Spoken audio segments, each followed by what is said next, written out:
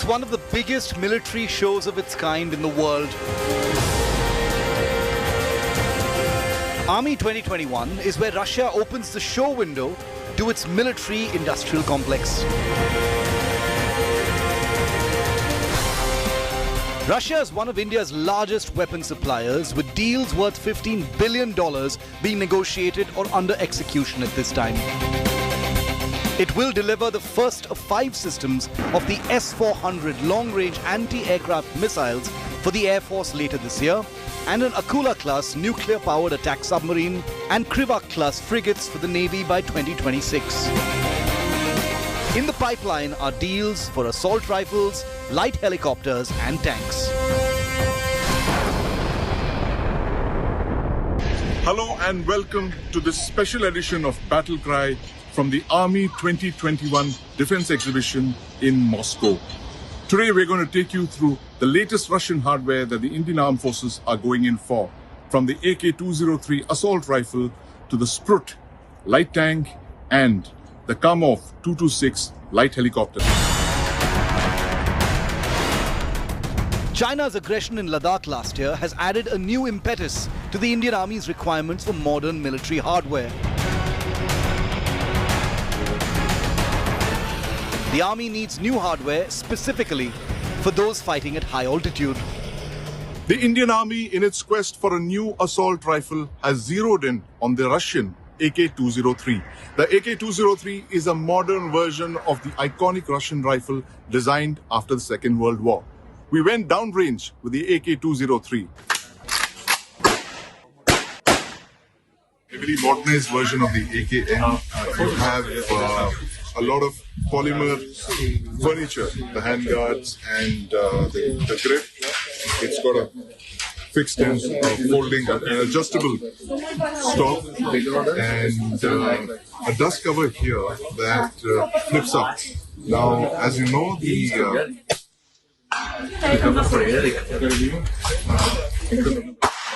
AK family has that comes off, but this is hinged dust cover. This is one of the biggest problems of the AK, older AK family of rifles, that they didn't have a Picatinny rail.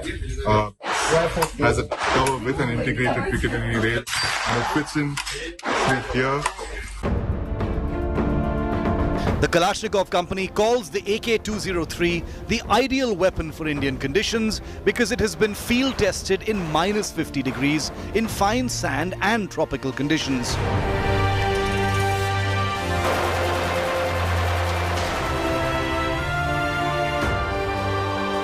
The Indian Armed Forces need over 7 lakh rifles worth over 12,000 crore rupees.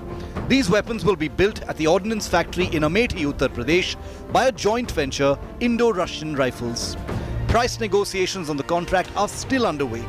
Meanwhile, the Indian Armed Forces have placed an order for 70,000 AK-203s this year as an emergency purchase, with the first rifles to be delivered this year itself. It's clearly a weapon they cannot wait for any longer. The Indian Armed Forces are looking for a replacement for their Cheetah and Chetak light utility helicopters. 4 years back, they signed a deal to jointly produce the Kamov 226 Sergei. More on this machine here.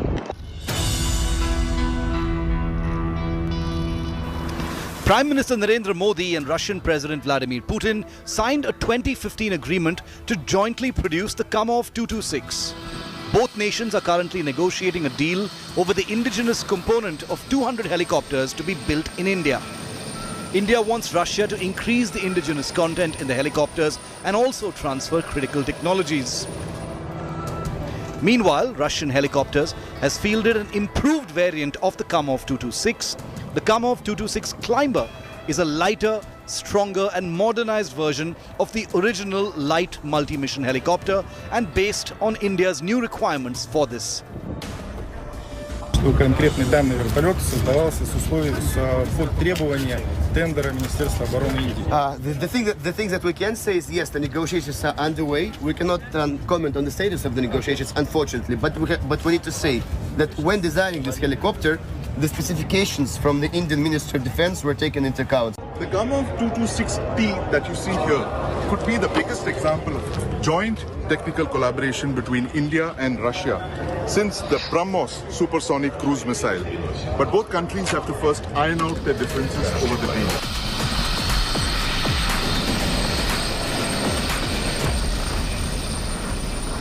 The Indian Army is one of the world's largest operators of the Russian-made T-72 and T-90 medium tanks. But after its deployment in Ladakh last year at heights of over 12,000 feet, it realized the requirement for a new light tank, which explains a contract for over 350 light tanks where the Russian-built Sprut light tank is one of the front runners. Take a look at the Sprut's capabilities.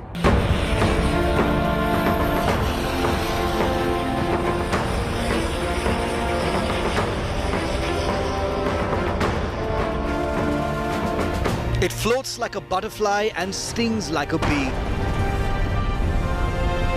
Meet Russia's Sprut STM-1. It's a light tank, but armed with a heavy gun. A light but lethal platform that packs a formidable punch. It can engage targets on land and on the surface of the water. During the standoff in Ladakh last year, the People's Liberation Army brought to the border its new Type 15 light tank, capable of being speedily moved across the line of actual control. This year, the Indian Army formally revived its own light tank project. It aims to acquire 350 such tanks for high-altitude areas where medium tanks like the T-72 and T-90 cannot be deployed. The Army could possibly buy a smaller number of such tanks off the shelf.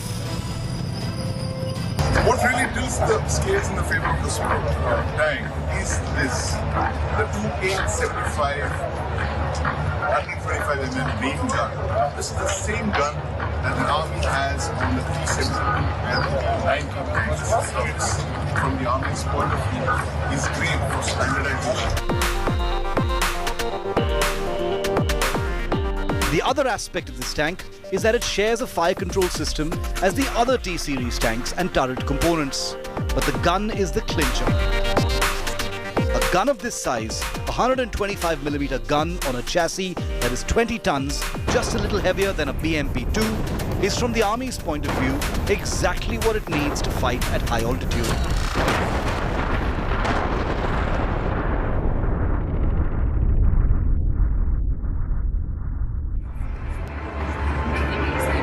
The Indian Army has operated tanks at high altitude since 1948, but it's not had a light tank in service for the past few decades.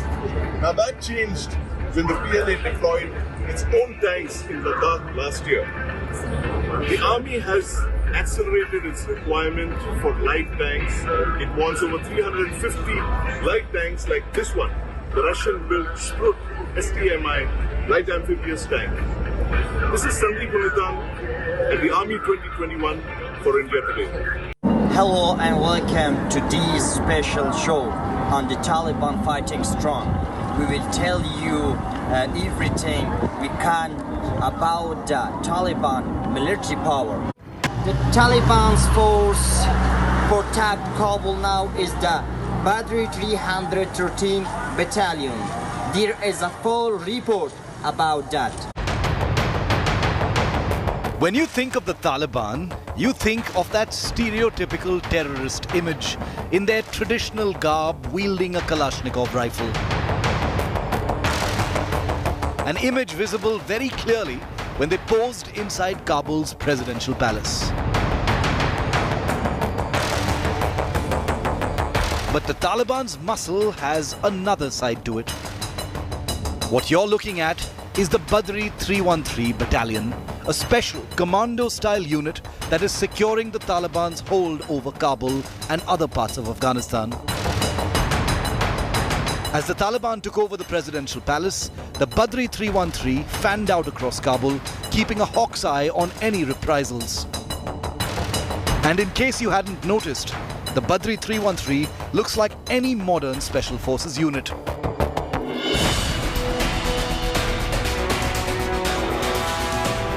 Take a close look at this image of the unit. Observe how well equipped the soldiers are.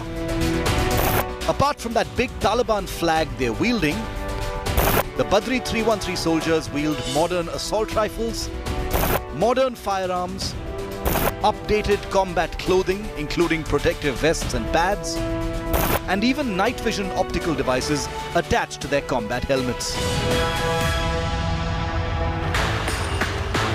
While training and tactics are definitely everything, a cursory look at the Badri 313 in comparison to Indian and Pakistani special forces shows that they definitely look at least geared for the part. Earlier comprised of a mix of militant groups, the Badri 313 now operates with the Taliban. The name of the unit originates from the Battle of Badr, in which Muhammad led a victorious army of 313 men. Indoctrinated with the Taliban's brand of militant Islam, with a name that harks back to an ancient religious war, but kitted out for the modern battlefield. The Badri 313 train like any commando unit, with all manner of tactical, storming and attack training conducted at undisclosed locations in the hinterland. The high-quality images released on social media by the Badri 313 last week also appear pointed at serving a purpose. Experts believe it could be the Taliban sending out a signal that they aren't a ragtag movement of farmers and shepherds who live by stealing weapons, but have embraced modern military methods, even special forces operation tactics. The Badri 313 unit has already begun to secure Kabul and other areas, imposing the will of the Taliban. With the Taliban now in power, there's every reason to believe that the militia could grow in strength. Expect to see much more of the Badri 313 in the weeks and months ahead. Bureau Report, India Today. The inter-weapons stock of the Afghan army is now with the Taliban. There is a detailed report on that. 44 main battle tanks, over 1,000 armored fighting vehicles, at least 775 artillery guns, 20 advanced mine-protected vehicles. In 72 hours, the Taliban has inherited one of the largest hauls of heavy weaponry in its history.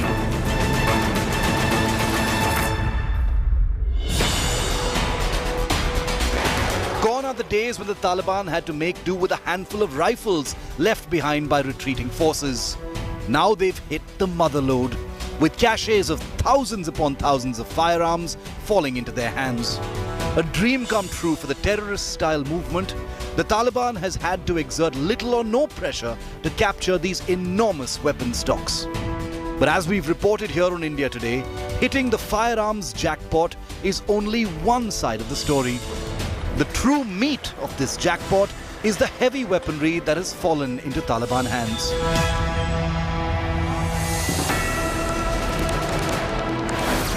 The Taliban has had experience hijacking one or two Soviet tanks in the past, but they've now inherited a full regiment of main battle tanks, a formidable arsenal to have to impose its will on the streets of Afghanistan. Inheriting hundreds upon hundreds of armored fighting vehicles and iconic Humvees mean Taliban forces get to move in a much more militarized manner, easing the flow of their military objectives. A crucial, unprecedented gain for the Taliban has been the huge arsenal of artillery that has fallen into their hands. This includes 24 pieces of US 155mm M114A1 howitzer guns that had been given to the Afghan military by the United States. And with these US Max Pro mine-protected vehicles, the Taliban can conduct much more perilous operations in dangerous parts of the war-torn nation. It is very important to note that the Taliban has inherited weapons capabilities that it did not previously have. And the implications of this lethal inheritance will only be known in the days and the weeks ahead. The Taliban has promised a bloodless regime in Kabul. Just how bloodless, with so many teeth at its disposal, remains to be seen. Bureau Report, India Today. Has also captured a huge number of aircraft, but can they use them? Let us find out.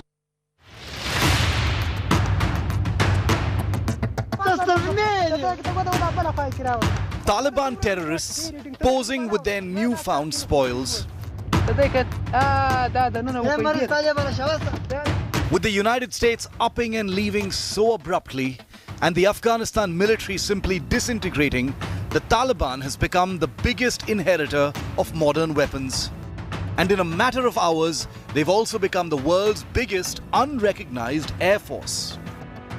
From Super Tucano light attack aircraft, to MD-530 utility helicopters, to Mi-24 attack helicopters, to Mi-17 medium-lift helicopters, to even advanced Black Hawk helicopters, and even vintage L-39 jet trainer aircraft. Practically overnight, the Taliban has become the world's largest unrecognized state with a substantial air force. It's one thing to inherit all these aircraft, but utilizing and deploying them for offensive operations is entirely another. And the answer to that isn't simple at all. Let's do a quick reality check on whether the Taliban can actually use all of these aircraft now in their possession. The Taliban doesn't have a trained pilot force, but videos like this one, purportedly showing a Taliban pilot flying a Mi-17 in Kandahar, suggest that they've possibly been able to enlist pilots from the erstwhile Afghan military. Next, the frontline attack aircraft of the Afghan forces that are now with the Taliban, the Brazilian-built Super Tucanos. Similarly, the Taliban doesn't have pilots of its own, but is understood to have enlisted existing pilots to operate these aircraft.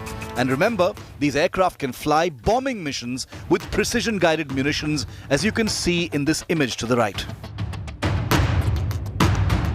Operating small utility helicopters like the MD-530 will come easy, with the Taliban likely to use existing pilots or train some of its own men in flying them. Such helicopters will be super useful for tactical military operations and special ops. When Kunduz fell, this image went viral, showing Taliban in possession of a Mi-24 attack helicopter gifted by India to Afghanistan in 2019. With the rotors removed, it seems unlikely that the Taliban can get that aircraft off the ground. But the Taliban are nothing if not resourceful. And the grey world of weaponry means that they can use their connections both with the existing Afghan military as well as Russia to perhaps get these helicopters into flying condition. But even with all that, it's never as easy as simply calling them the Taliban Air Force just yet. Aircraft don't just have to be flown, they have to be maintained, repaired, and painstakingly kept flyworthy. But those could just be the nuts and bolts of the new rising power in Afghanistan. Whether the Taliban can wield precision strike aircraft, armed helicopters, and special mission planes in the near future remains to be seen. Bureau Report, India Today. For the first time, the Taliban also get advanced drones, modern industry reports. What you're looking at is a Scan Eagle drone in the hands of an Afghan soldier. But this image is history, because these drones have new owners. Found packed neatly in their boxes in Kunduz, these advanced surveillance drones are now in the hands of the Taliban. These images from the Kunduz airbase a few days ago, providing proof that the new rulers of Afghanistan are now in possession of an advanced surveillance drone capability. The Taliban has transported these Scan Eagle drones now to an unknown location where they will no doubt begin to figure how they are used.